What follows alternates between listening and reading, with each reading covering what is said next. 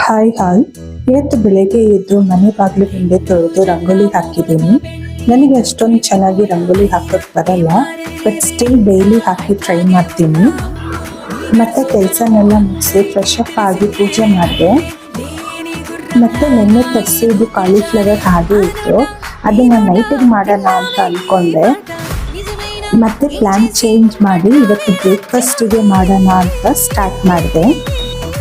Cauliflower gravy ಅಥವಾ ಪಲ್ಯ ಮಾಡೋದು ಈಸಿನೇ, ಬಟ್ ಅದನ್ನ ಕ್ಲೀನ್ ಮಾಡಿ ಇಟ್ಕೊಳ್ಳೋದೇ ಸ್ವಲ್ಪ ಕಷ್ಟ ಅನಿಸುತ್ತೆ. ಟೈಮ್ ಇದ್ರೆ ಆರಾಮಾಗಿ ಮಾಡ್ಬೋದು, ಬಟ್ ನನಗೆ ಅಷ್ಟೊಂದು ಟೈಮ್ ಇರಲಿಲ್ಲ. ಆದರೂ ನಾನು ಬೇಗನೆ ಮಾಡಿದೆ. ಇದ್ರದ್ದು ರೆಸಿಪಿನ ನಾನು ನೆಕ್ಸ್ಟ್ ವಿಡಿಯೋದಲ್ಲಿ ನಿಮಗೆ ಪೋಸ್ಟ್ ಮಾಡ್ತೀನಿ.